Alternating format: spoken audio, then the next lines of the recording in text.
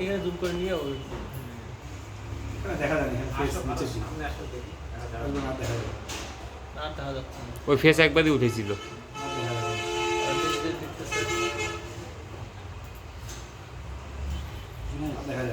আচ্ছা এখানে শুভ ভাইদের ক্যামেরার সামনে আসতেছে বাচ্চাটাকে।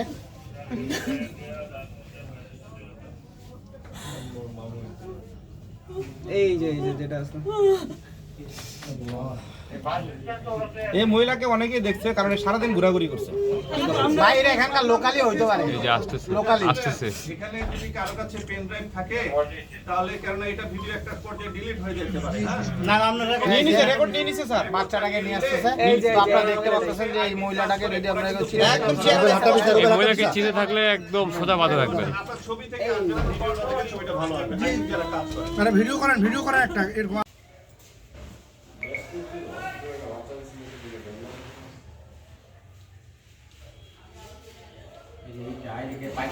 আচ্ছা একটু দাঁড়ান। আবার সামনের দিকে নেন।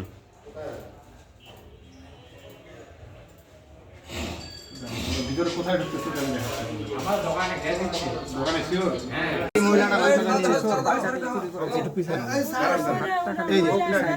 আলান ভাই একদম স্পষ্ট দেখা যাচ্ছে এই মহিলাটা 12টার দিকে জরিয়ার সামনে ছিল। হ্যাঁ সামনেও দেখছেন? আমি ওই আমার একটা ফোন আসছিল, আমি নিচে এটাকে আমি ওই পাশে ঢুকেন। কিছু না, ওটা ভালো আরেকবার আসতে বলেন তো। আসুক আগে ওখানে হালকা মোশন দেন। একদম স্লো, একদম ব্রেক দেন, ব্রেক। না ব্রেক দরকার না, আসুক।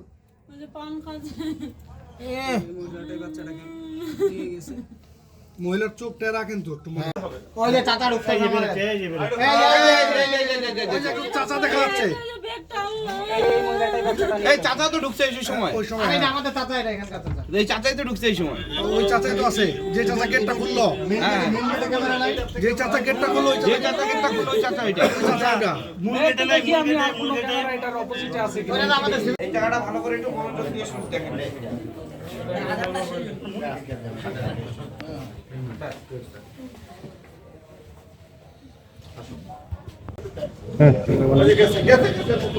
জি ধন্যবাদ।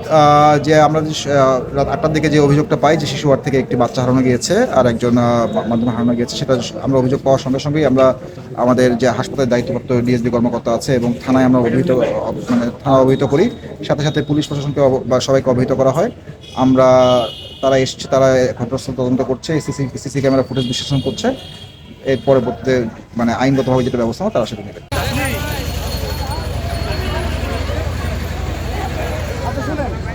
ইফতার একসঙ্গে করছেন, তখন তো বাচ্চা ছিল, তখন কে কে ছিলেন? আপনি ছিলেন, আপনার মেয়ে ছিল, আর ওই মহিলা ছিল, মানে সবাই বলতে তিনজন আর বাচ্চাটা। তারপর আপনি মেয়েকে নিয়ে বাথরুমে গেছেন। গাড়ি যাচ্ছে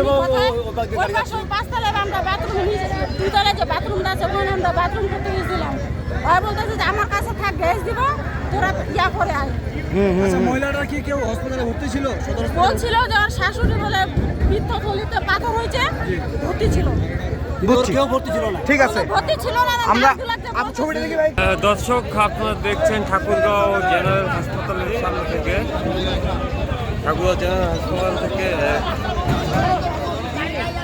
বাচ্চা ছিনতাইয়ের ঘটনাকে কেন্দ্র করে রাস্তা অবরোধ করেছে। প্রশাসন তো আঙ্গুল চুষে গেছে। আপনারা এইদিকে আসেন সবাই, যেভাবে উদ্ধার করা যায় সেই ব্যবস্থা আমাদের